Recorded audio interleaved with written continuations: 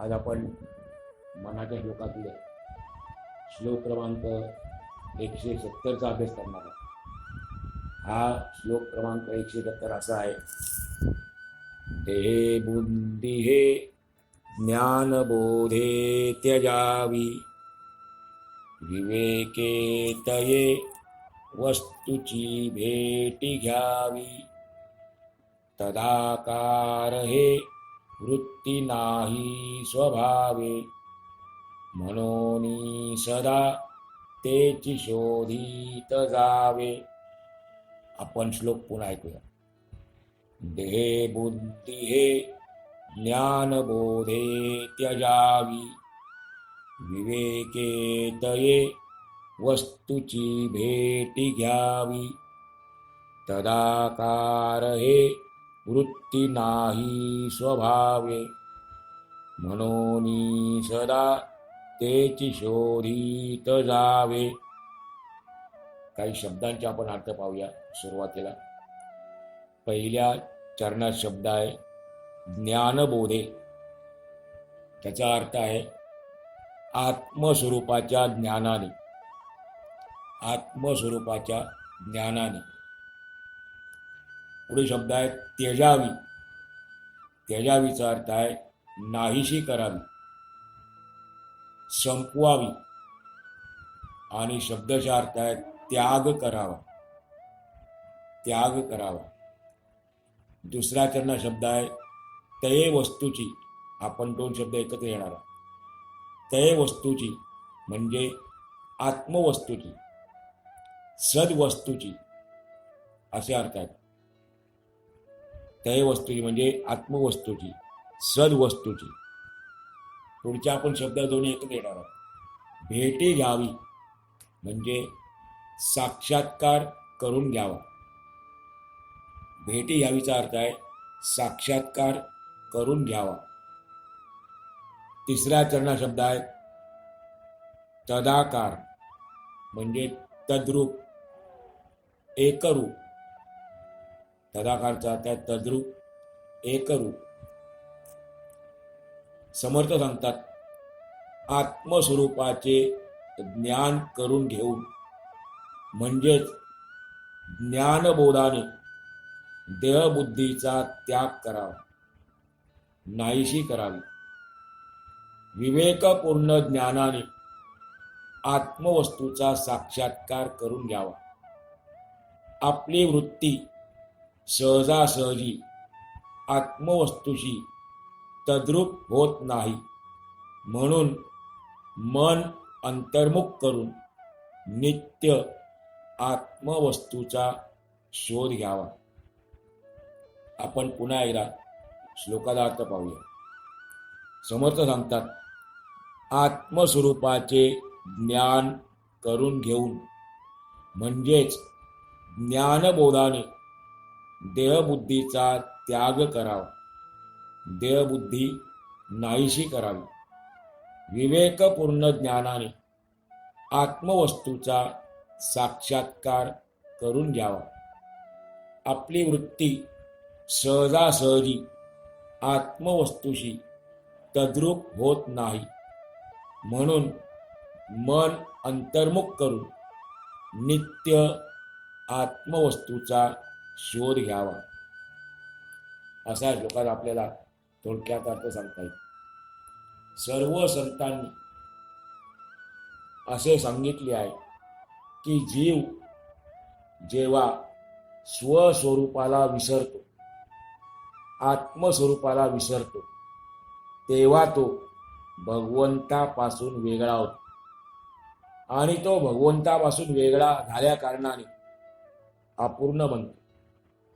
प्रक्रिया काय ती आपण समजून घेऊ.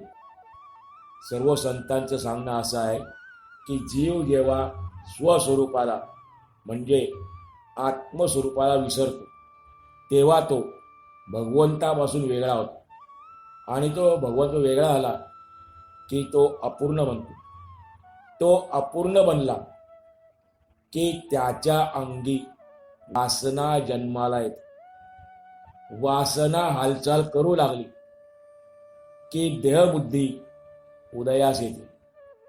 आणि या देहबुद्धीला एकदा का माणूस चिकटला की ती देहबुद्धीच त्याला सोडत नाही आणि म्हणून त्याला अनेक प्रकारची दुःखे भोगावी लागतात. माणूस या देहबुद्धीच्या बंधनातच जगतो आणि त्या बंधनात देह ठेवतो. जगातील सर्व माणसे फक्त दोनच वर्गात बसवता येतात असे समर्थ सांगतात. एक वर्ग आहे अज्ञानी माणसांचा आणि दुसरा वर्ग अर्थातच ज्ञानी माणसाचा. आपण अशी एक कल्पना करूया की पृथ्वीला समांतर असणाऱ्या एका सरळ रेषेवर सर्व माणसे उभी आहेत. रेषेच्या सुरुवातीचा बिंदू म्हणजे अज्ञानी माणसे आणि रेषेचा शेवटचा बिंदू म्हणजे ज्ञानी माणसे समजावी. मग पारमार्थिक प्रगती म्हणजे सुरुवातीच्या बिंदूकडून शेवटच्या बिंदूकडे जास्तीत जास्त सरकणे होय. पारमार्थिक प्रगती झाली असं आपण केव्हा समजायचं? अज्ञानाकडून ज्ञानाकडे आपण जेव्हा जास्तीत जास्त सरकत जाऊ त्यावेळेला आपली पारमार्थिक प्रगती झाली, सुरू आहे असं समजायचं. अज्ञानी माणसे जी या समांतर रेषेच्या सुरुवातीच्या बिंदूवर उभी आहेत ती सांगतात मी खरा आहे, देव खरा नाही. आणि ज्ञानी माणसे म्हणतात की देव खरा आहे, मी खरा नाही. दोघांमध्ये फरक हा महत्वाचा आहे. ज्या प्रमाणात माणसाच्या मीपणाचे, अहंकाराचे खरेपण कमी कमी होत जाईल त्या प्रमाणात देवाचे खरेपण माणसाच्या अनुभवाला येईल. आपल्याला अहंकार असल्या कारणाने, मीपणा असल्या कारणाने आपल्याला असं वाटतं मी खरा आहे. पण ज्यावेळेला अहंकाराचे खरेपण, मीपणाचे खरेपण हळूहळू कमी होत जाईल त्यावेळेला जसं कमी होईल त्या प्रमाणामध्ये देवाचे खरेपण माणसाच्या अनुभवाला येईल. पण त्यासाठी अज्ञानाचे मुख्य लक्षण असणारा देहाभिमान, देहाहंकार कमी कमी होत गेला पाहिजे. आणि तसे होणे हेच पारमार्थिक प्रगतीचे मुख्य लक्षण आहे. मी देह नसून मी देवच आहे अशा आत्मानात्म विचाराने, आत्म आणि अनात्म अशा विचाराने बुद्धीचा ठाम निश्चय करणे अत्यावश्यक आहे. बुद्धीचा निश्चय काय व्हायला पाहिजे? मी देह नसून मी देवच आहे. मी देव आहे या दृढ विश्वासाने मी देह नाही असा विचार आपल्या मनावर ठसवला पाहिजे, बिंबवला पाहिजे. कोणता विचार?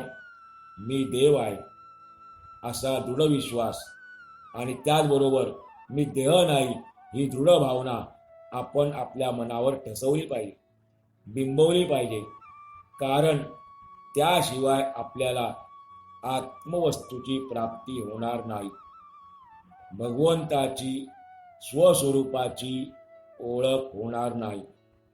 यासाठी माणसाने सर्वात प्रथम आपल्या देहबुद्धीचा त्याग केला पाहिजे. समर्थांनी मागच्या श्लोकातील शेवटच्या चरणात आपल्या सांगितलं होतं, देहबुद्धीचा आठवून आठवावा. देहबुद्धीचा आठव राहणे म्हणजे आठवण राहणे हा जीवाचा सहज स्वभाव आहे. पण हाच स्वभाव आपल्याला भगवंताच्या प्राप्तीच्या आड येतो आहे. यासाठी आपल्याला देहबुद्धीचे विस्मरण झाले पाहिजे. देहबुद्धीचा त्याग करता आला पाहिजे आणि देहबुद्धीचा विसर पडण्यासाठी माणसाला ज्ञानबोध झाला पाहिजे. अर्थात निजज्ञानाची प्राप्ती झाली पाहिजे. आत्मज्ञान प्राप्त झाले पाहिजे. आत्मज्ञान प्राप्त झाल्यावर मनुष्य देहबुद्धी विसरून आत्मबुद्धीवर स्थिर होतो. मी देह नसून मी परात्पर परब्रह्मच आहे असा त्याचा दृढभाव निर्माण होतो. कधी ज्या वेळेला मनुष्य आत्मबुद्धीवर स्थिर होतो त्यावेळेला अशी त्याची दृढ श्रद्धा निर्माण होते. म्हणून समर्थ या श्लोकाच्या पहिल्या चरणातून सांगतात, देहे बुद्धी हे ज्ञानबोधे त्यजावी. आपल्याजवळ आपण जन्मजन्मांतरी बाळगलेल्या अज्ञानामुळे आपल्याला देहबुद्धीचा त्याग करता येत नाही.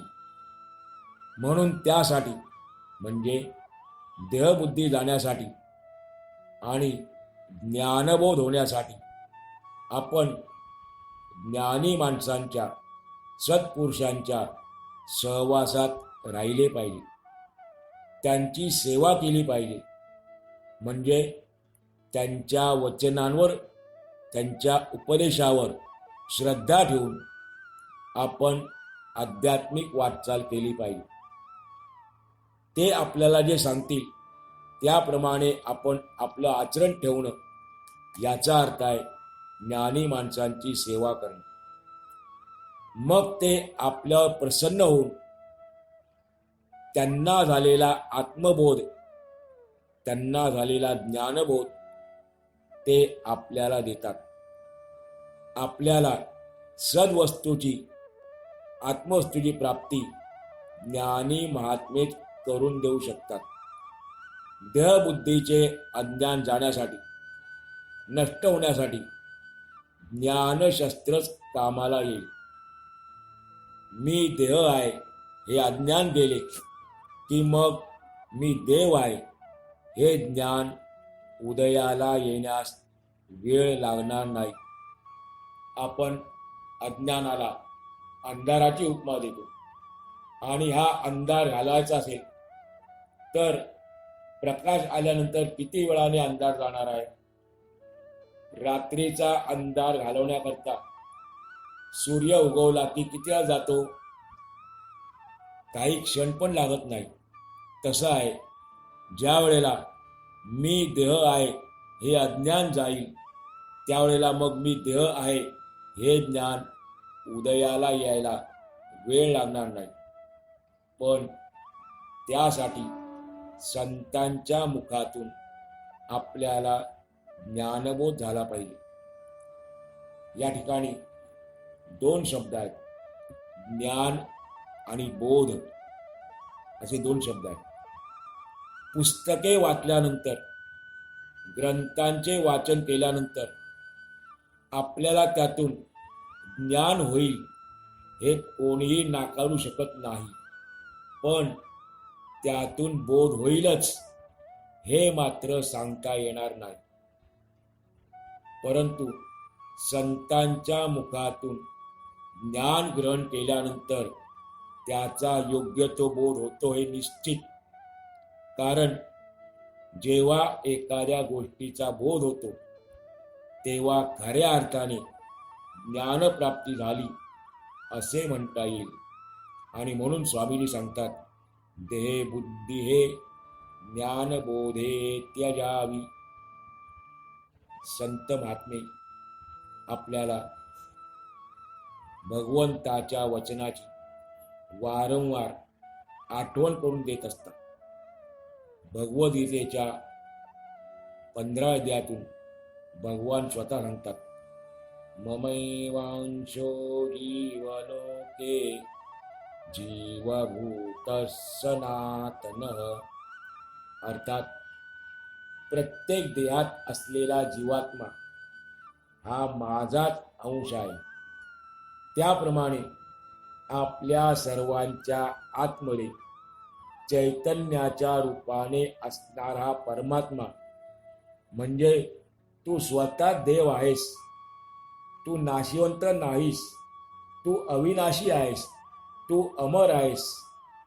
कारण हे साधका, तू परमात्माच आहेस असं आपल्याला वारंवार संत महात्मे सांगत असतात. फक्त आपण काय केले पाहिजे? मी म्हणजे शरीर आहे, माझा नाश होणार आहे, या विचारांचा त्याग केला पाहिजे. संत आपल्याला अशा प्रकारे सारासार विचार करायला म्हणजे विवेक करायला शिकवतात. या असार जगतामध्ये एकमेव सार असले तत्व जे आत्मतत्व आहे ते माझ्या आतमध्ये आहे. हा भाव दृढ ठेवणे म्हणजे विवेक होय. हा विवेक बाळगल्यानंतरच आपल्याला आत्मवस्तूची प्राप्ती होईल, सद्वस्तूची भेट होईल, असे स्वामीजी या श्लोकाच्या दुसऱ्या चरणातून सांगतात. विवेके तये वस्तूची भेट घ्यावी. आपण श्लोकाच्या अर्थात पाहिलं होतं की आपल्याला आत्मवस्तूची भेट घ्यायची आहे, ओळखून घ्यायची आहे. तर विवेकपूर्ण ज्ञानानेच आपल्याला आत्मवस्तूची भेट होणार, म्हणजे आत्मवस्तूचा साक्षात्कार होणार. एक कथा वाचनात आली होती, ती आपण ऐकूया. एका महापुरुषाच्या शरीरामध्ये एकदा एक बाण घुसला. या बाणाला हात लागता क्षणीच तो वेदनेने कळवळून ओरडायचा, कारण बाण शरीराच्या आतमध्ये घुसला होता आणि त्यामुळे हात लागला की तो वेदनेने कळवळून ओरडायचा. वैद्याला सुद्धा तो हात लावू देईना आणि जर बाण शरीरात राहिला तर शरीर सडून जाईल. आणि इथे तर तो महापुरुष कोणालाही हात लावू देत नव्हता. त्या महापुरुषाचे सत्शिष्य होते, ते पुढे आले आणि म्हणाले, वैद्यराजांना म्हणाले, संध्याकाळच्या प्रार्थनेची वेळ झाली, म्हणजे तुम्ही खुशाल तो बाण काढून घ्या. काय म्हटले शिष्य?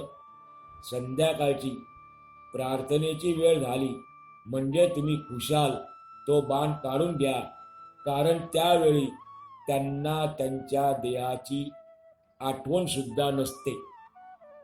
मग त्याप्रमाणे वैद्यबुवांनी संध्याकाळच्या प्रार्थनेच्या वेळी तो महापुरुष जेव्हा तल्लीन झाला होता तेव्हा त्याच्या शरीरातील बाण काढून घेतला. या कथेचं गोष्टीचं तात्पर्य काय? देहाची बुद्धी म्हणजे देहबुद्धी ही भल्या भल्यांना दुःखामध्ये जखडून टाकते. देहबुद्धीवर असल्या कारणानेच आपल्याला नाना प्रकारची दुःखे भोगावी लागतात. यातून बाहेर पडण्याचा एकच मार्ग आहे, एकच उपाय आहे, आणि तो म्हणजे देहबुद्धीच्या मर्यादेचे ज्ञान करून घेणे. कोणता उपाय आहे? देहबुद्धीच्या मर्यादेचे ज्ञान करून घेणे. संतांजवळ वास केल्यानंतर म्हणजे त्यांच्या संगतीत राहिल्यानंतर आपल्याला याचे ज्ञान होते आणि या ज्ञानालाच विवेक म्हणतात. देहबुद्धी जाऊन अशी विवेकबुद्धी आल्यानंतर त्या वस्तूची म्हणजे आत्मवस्तूची सद्वस्तूची प्राप्ती करून घ्यावी, म्हणजे आत्मवस्तूचा साक्षात्कार करून घ्यावा, असे समर्थ आपल्याला दुसऱ्या चरणावर सांगतात. विवेकेतये वस्तूची भेट घ्यावी.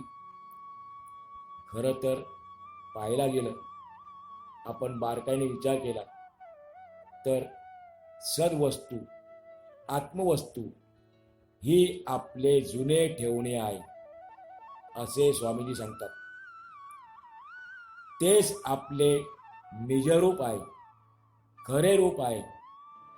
मग प्रश्न असा येतो की निजरूप हेच आपले खरे रूप आहे, आत्मवस्तू हेच आपले खरे रूप आहे, तर मग त्याच्या भेटीसाठी एवढे कष्ट का, एवढे सायास का? जर ते माझं स्वतःचं खरं स्वरूप आहे तर त्याला भेटण्याकरता मला एवढे कष्ट का करायला लागतात, सायास का घ्यायचे? तर त्याचं उत्तर सोपं आहे. आपली जी वृत्ती आहे ती स्वभावाने लगेच आत्मवस्तूशी तदाकार तद्रूप होऊ शकत नाही. आपली वृत्ती आहे सर्वांची, तिचा स्वभाव असा आहे की ती या सद्वस्तूशी तदाकार होऊ शकत नाही. वृत्ती म्हणजे आपल्या मनाची अवस्था. आपल्या या मनाची ओढ पूर्वजन्मीच्या संस्कारामुळे या दृश्य जगतातल्या बाह्य विषयांकडेच ओढ घेते. आपली वृत्ती आत्मवस्तूशी एकरूप का होऊ शकत नाही आणि त्याच्याकरता एवढे साहस का करायला लागतात? त्याचं कारण हे आहे की आपल्यावर झालेल्या पूर्वजन्मीच्या संस्कारामुळे या दृश्य जगतातल्या बाह्य विषयांकडेच आपली वृत्ती ओढ घेते, धाव घेते. मानवी मन या आत्मस्वरूपाकडे सद्वस्तूकडे पाठमोरे असल्याने स्वभावतः बाहेर धावते. त्या मनाला इंद्रिये बाह्य विषयांकडे खेचत असतात. म्हणून आपली वृत्ती आत्मस्वरूपाशी तदाकार होत नाही, एकरूप होत नाही. आणि ही गोष्ट समर्थांनी तिसऱ्या चरणात केलेली आहे. तदाकार हे वृत्ती नाही स्वभावे. म्हणून आता या विषयांकडे सतत धाव घेणाऱ्या बहिर्मुख झालेल्या वृत्तीला परत परत प्रयत्नपूर्वक अंतर्मुख करावी. जी बहिर्मुख आहे तिला प्रयत्नपूर्वक अंतर्मुख करावे आणि त्या आत्मस्वरूपाचा निरंतर शोध घ्यावा. चिरंतन शाश्वत सुखरूप स्वरूपाचं नित्य चिंतन आणि त्याचाच अभ्यास करावा. याचाच अर्थ स्वामीजींच्या भाषेत म्हणोनी सदा तेची शोधित जावे. आज आपण या ठिकाणी आजच्या पूर्ण करूया आणि पुढच्यामध्ये आपण नवीन शोध अभ्यास करूया.